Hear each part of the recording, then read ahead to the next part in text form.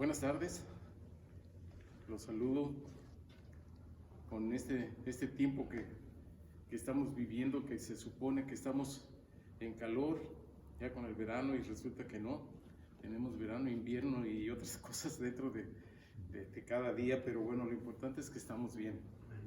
Y lo más importante y lo mejor es que hoy, como cada viernes, vamos a tener nuestra reflexión de este grupo de varones que pues nos da muchísimo gusto, ¿verdad? O sea, estar compartiendo con ustedes y con nuestros compañeros, hermanos aquí presencialmente de estas enseñanzas que se dan a través del estudio de la palabra. Y qué bueno que existe este tiempo. Es maravilloso. Yo creo que la única manera de entenderlo, el fondo o la profundidad de estas enseñanzas, es cuando uno decide que su vida sea cambiada. Esa vida que un día inició con muchas expectativas y que en la mayoría de nosotros hubo un momento en donde esa expectativa desapareció y se convirtió en problemas, en tristezas, en preocupaciones, y que gracias a la misericordia de Dios un día tuvo a bien alcanzarnos y volver a encarrilar nuestras vidas. Y es por eso que hoy estamos aquí agradecidos, primeramente por ese cambio que se ha operado en cada uno de nosotros, y después porque ya corresponde a cada uno el aplicar todas estas enseñanzas para que nuestras vidas pudieran ser cambiadas, y hoy puedan no nada más seguir cambiadas, sino fortalecidas a través de la presencia de Dios. El entender el amor y la misericordia de parte de nuestro Señor, que día a día se derrama en nuestras vidas, una acción que realmente nace de su corazón y por la cual ninguno de nosotros, incluyendo su servidor, ha tenido que pagar absolutamente nada. Pero sí me doy cuenta de lo invaluable que es esa presencia y ese deseo por parte de Dios de que cada uno de nosotros tengamos una existencia que día con día nos dé alegría, no tristeza, que nos dé seguridad, no inseguridad, que nos dé esa luz que cada día Él tiene para nosotros y que alumbra nuestro caminar, y por el cual podemos estar seguros, y su respaldo, que a pesar de que muchas veces nosotros seguimos fallando, Él no ha fallado ni fallará jamás. Así que en esta ocasión la reflexión tiene que ver con dos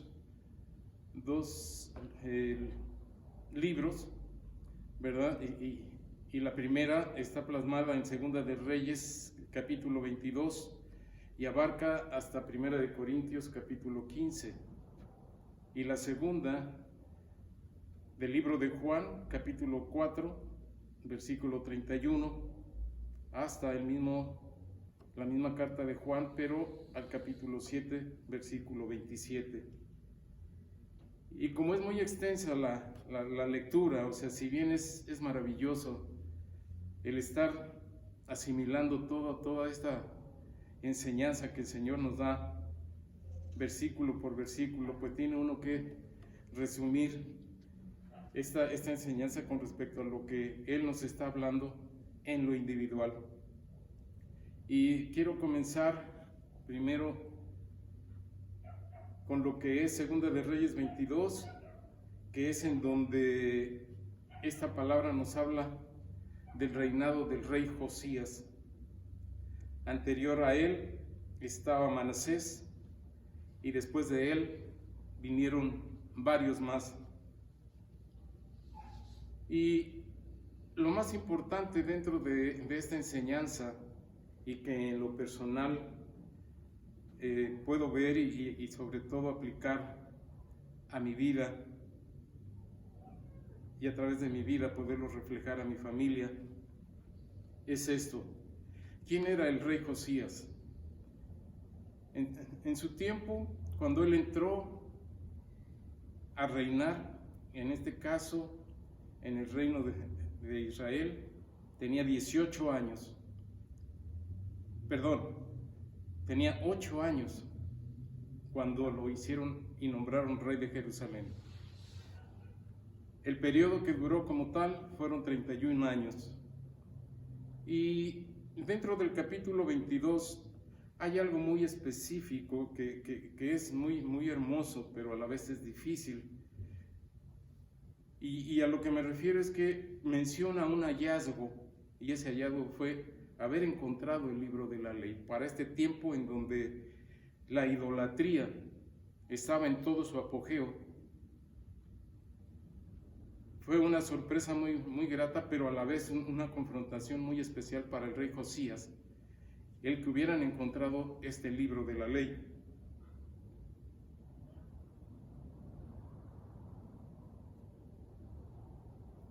Dice la palabra del Señor en el capítulo 22. Cuando Josías comenzó a reinar, era de 8 años y reinó en Jerusalén 31 años. El nombre de su madre fue Yedida, hija de Adaía de Boscat. E hizo lo recto ante los ojos de Jehová y anduvo en todo el camino de David su padre, sin apartarse a derecha ni a izquierda. Y nos dice de una manera muy resumida que el rey envió a Safán, hijo de Azalía, hijo de Mesulam, escriba la casa de Jehová, a la casa de Jehová. Habla con el sacerdote Hilcías y le dice que recoja el dinero del pueblo, recogido del pueblo, y que lo pongan en las manos de los que hacen la obra que tienen a su cargo. ¿Qué obra tenían? El arreglo de la casa de Jehová. ¿Y a quiénes se está refiriendo? A los carpinteros, a los maestros y albañiles, y que este dinero iba para comprar madera y piedra de cantera. Y además, él les dice que no se les tome cuenta del dinero que se les confiaba, porque ellos procedían con honradez. En ese tiempo había gente honrada, había gente en la cual podían confiar. Y hoy en tiempo es algo que es difícil, muy difícil de encontrar a esas gentes, ¿no? Entonces fue una parte que me llamó mucho la atención. La confianza que de antemano el rey depositó en estas personas, sabiendo que aparte de hacer su trabajo bien, ¿sí?, iban a utilizar y aplicar de la manera correcta ese dinero que el pueblo había aportado para la restauración de la casa de Jehová. Dice: entonces dijo el sumo sacerdote Hilcías al escriba Safán: he hallado el libro de la ley en la casa de Jehová. Asimismo, el escriba Safán declaró al rey el sacerdote Hilcías me ha dado un libro, y le pidió que lo leyera delante del rey. ¿Qué pasó después de que el rey escuchó la lectura de ese libro? Sabiendo lo que el libro de la ley mencionaba respecto a lo que Jehová había establecido para la vida del pueblo de Israel, las reglas y todo lo que concernía a su hacer, dice aquí su palabra que el rey rasgó sus vestidos. Y cuando alguien rasgaba sus vestidos era porque había algo muy especial, algo muy difícil de aceptar y de entender, pero sobre todo de que algo no se había hecho bien. El fondo era ese. Y envía a sus siervos a preguntar por él, o sea,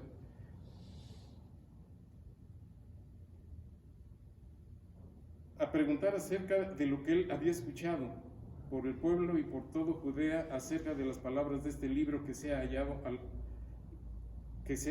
hallado, y les menciona o les dirige con la profetisa Hulda para que ella le confirme lo que el libro que había hallado era verdad, ¿no? O lo que le querían decir a él como rey, lo que había escuchado.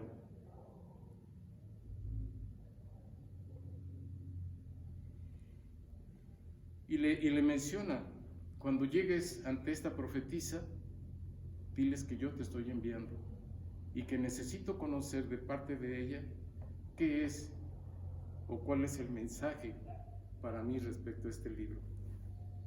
Y le dice,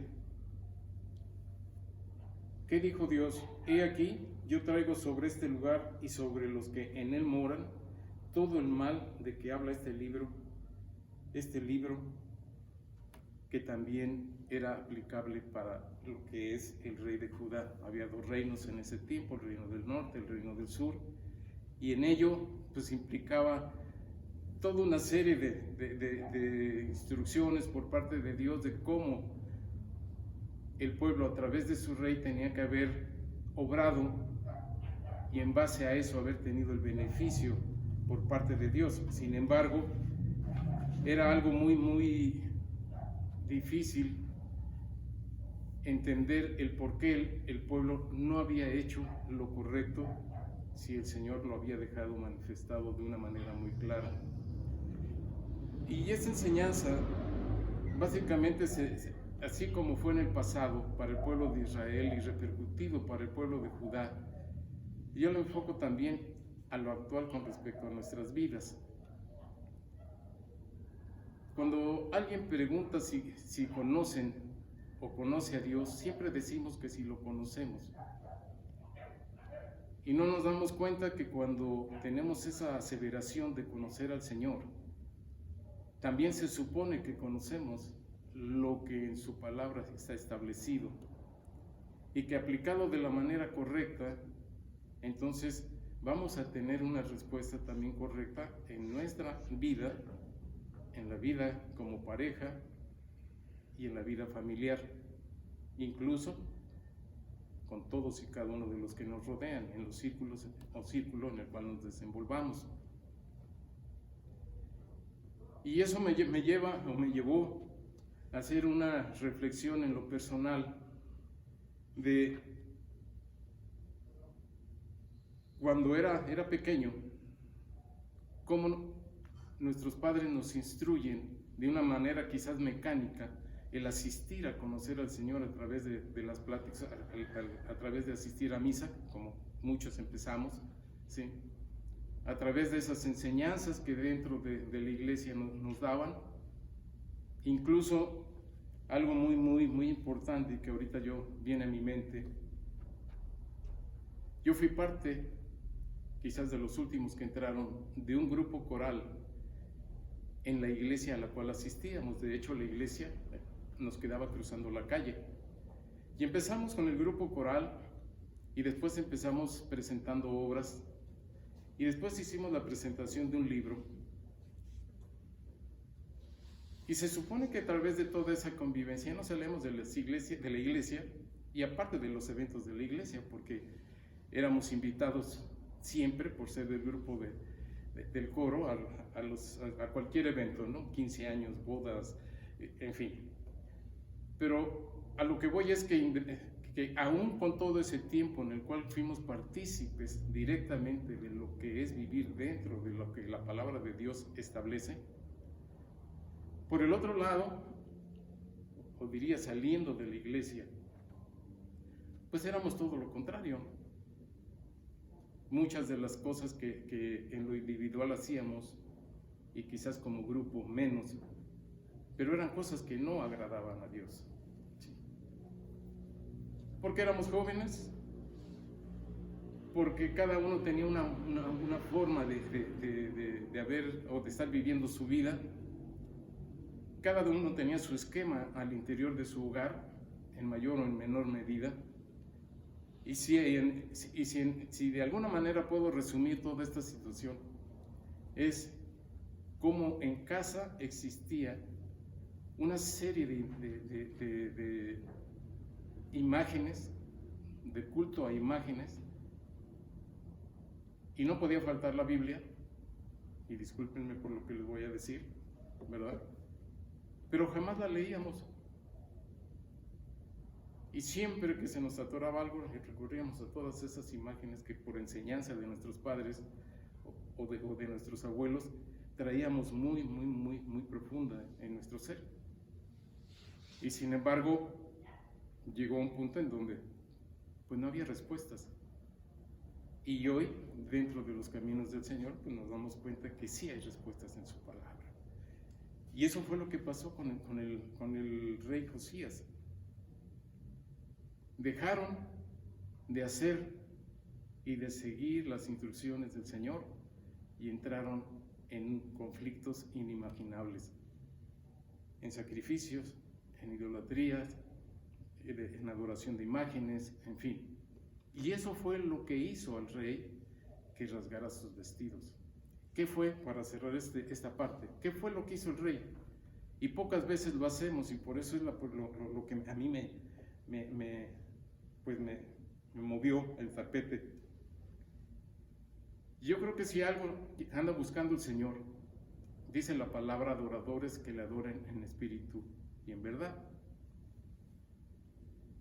¿Y cuántos de nosotros realmente estamos convencidos de que esa es una instrucción de no que quieramos, sino que lo tenemos que hacer?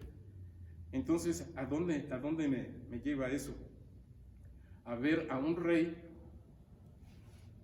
que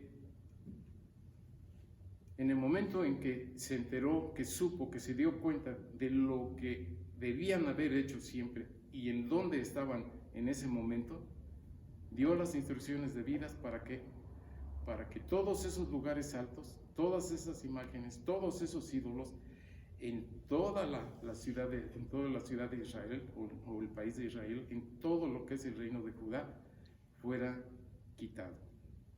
Incluso hubo personajes que en su momento murieron porque eran partícipes de todo eso, que ante los ojos de Dios era equivocado.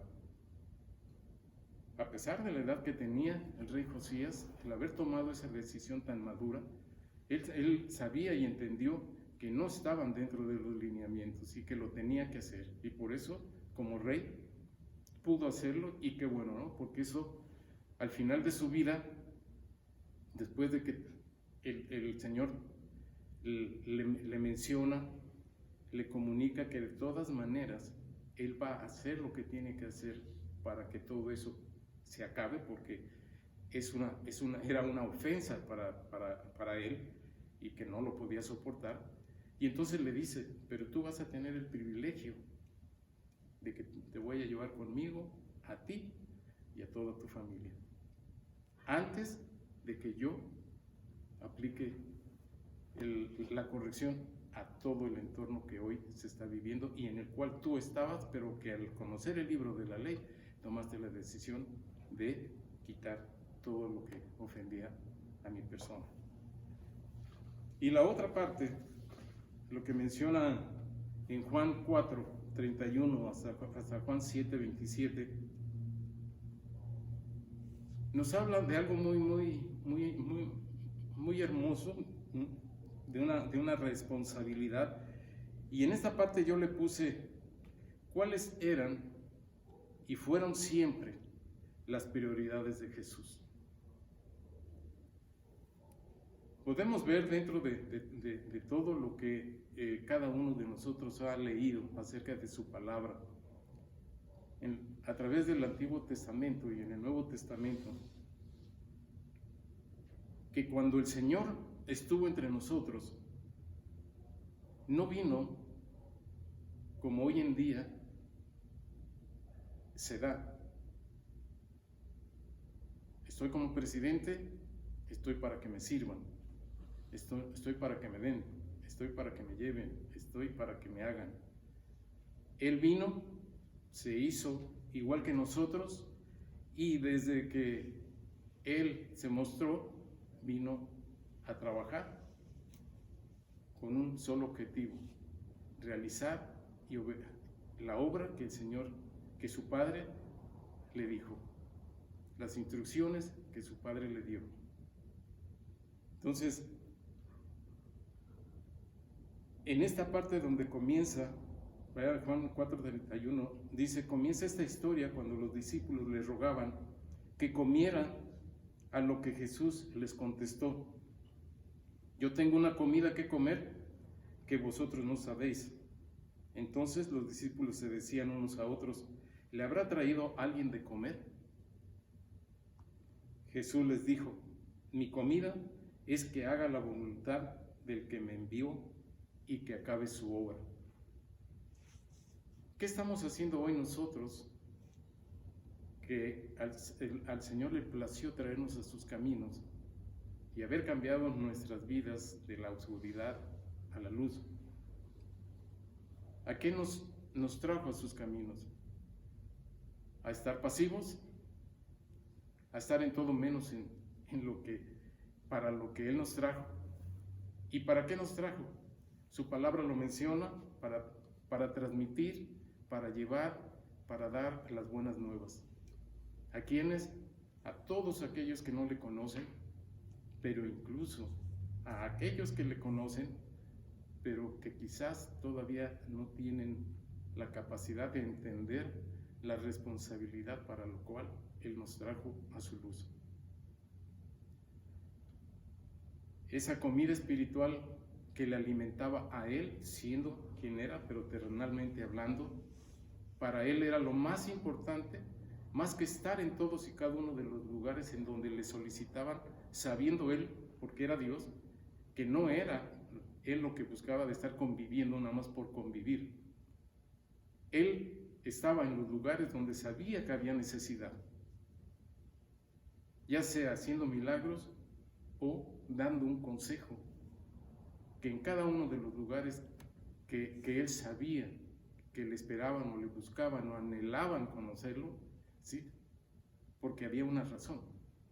Pero Él no tenía esa razón simplemente por vivir o convivir, una convivencia de tipo social, o alcanzar objetivos desde el punto de vista humano, sino que para Él siempre ha sido claro, y fue muy claro, que el sacrificio que dio por nosotros e hizo por nosotros fue con la idea, y sigue siendo, de que nadie de nosotros se pierda, de que todo aquel que no le conoce, le conozca. Pero ¿cómo le van a conocer?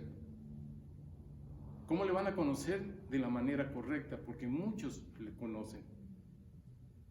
Pero hay algo que nosotros como seres humanos tenemos y está muy arraigado. Queremos una respuesta para todas y cada una de las necesidades que tenemos, pero no queremos dar nada a cambio. Todo cuesta. Aquí, en esta vida, yo creo que todos lo sabemos, nada es gratis, ¿sí? Y así como anhelamos todos y cada uno el estar económicamente bien, el estar sanos, el estar al interior de nuestra familia con alegría, en entendimiento, en aceptación, todo ello implica un sacrificio. Que si lo queremos hacer desde el punto de vista humano, con nuestra capacidad de pensamiento, en nuestras fuerzas y quizás con el conocimiento que tenemos de nuestro entorno, nunca va a funcionar. En lo personal lo he experimentado, y cada uno de los que conocemos la palabra del Señor hoy sabemos que no funciona. Lo único que funciona es lo que está escrito en la palabra del Señor a través de sus instrucciones, y en donde podemos ver que esa palabra nos confronta, pero a la vez nos habla de amor y de misericordia, que el poder de su Espíritu Santo se encarga de transmitir a cada uno de nosotros. Eso es lo más hermoso. Vamos a leer Juan 4, versículos del 35 al 38.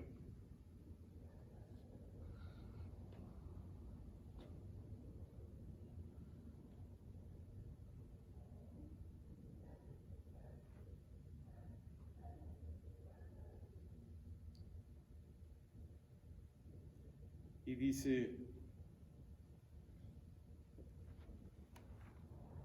¿no decís vosotros, aún faltan 4 meses para que llegue la siega? He aquí os digo, alzad vuestros ojos y mirad los campos, porque ya están blancos para la siega. Y el que siega recibe salario y recoge fruto para vida eterna, para que el que siembra goce juntamente con el que siega. Porque en esto es verdadero el dicho: uno es el que siembra y otro es el que siega. Yo os he enviado a cegar lo que vosotros no labrasteis, otros labraron y vosotros habéis entrado en sus labores. ¿Qué quiere decir esto?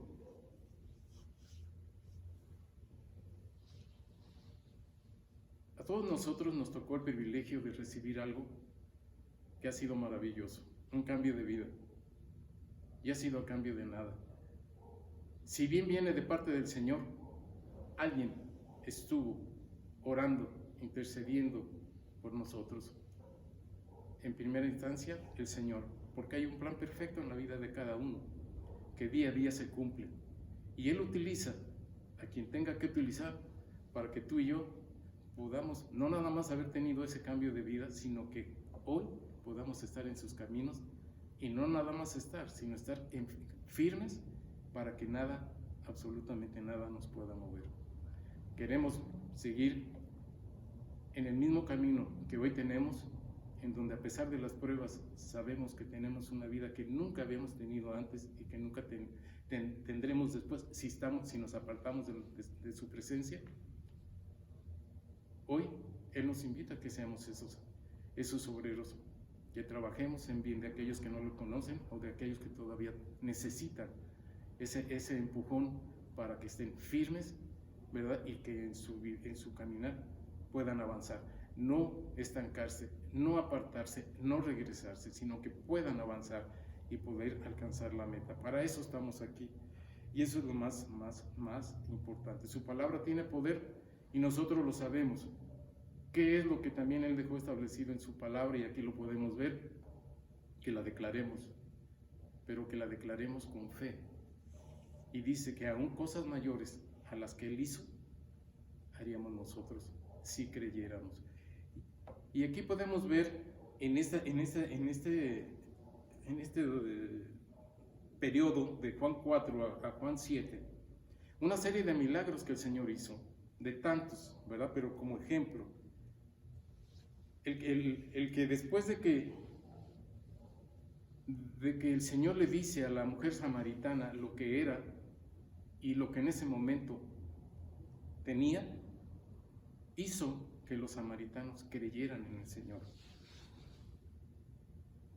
El Señor dio testimonio de que el profeta no tiene honra en su tierra. Él mismo, en su lugar de origen, no le creyeron.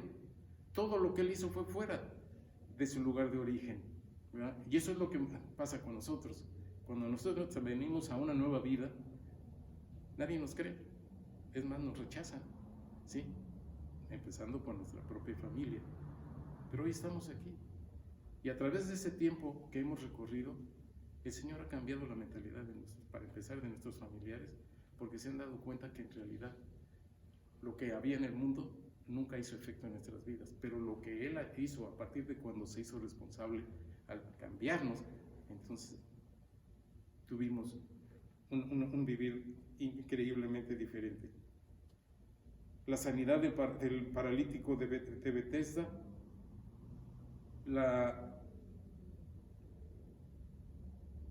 autoridad que el Señor le dio a Jesús, con la cual Él lograba todos esos milagros, la sanidad del hijo de un personaje que era parte del reino de Josías, ¿verdad? Entonces podemos ver, no nada más en tiempos pasados, sino hoy en día, podemos ver la mano de Dios alcanzando a todos y cada uno de aquellos que le quieren, que buscan una respuesta, pero necesitamos realmente decidir entre dos situaciones. Una, o estamos con el Señor, en donde tenemos absolutamente todo, y ese todo comprende nuestra vida eterna, o sea, el vivir con Él el día de mañana, o seguir siendo parte del mundo que nos ofrece puras fantasías, y en donde entre lo mejor y lo peor que tiene en nuestras vidas no sucede nada. Solo cada día cae más y más y más obscuridad en lugar de la luz admirable del Señor. Termino con esto. No hay mejor lugar donde podamos estar hoy que en la presencia de Dios. Y si hoy estamos aquí, en esta tierra tan maravillosa en la cual Él nos estableció, es por una razón, porque quiere que seamos parte de ese trabajo, de esa obra para la cual Él nos ha llamado. Yo los invito a los que en un momento nos vean a que tomen esa decisión de seguir al Señor, porque no hay mejor decisión que podamos tomar. Yo en lo personal se los puedo decir, estoy viviendo una vida increíble, no porque no haya pruebas, sino a pesar de las pruebas, porque el Señor está conmigo. Que Dios les bendiga.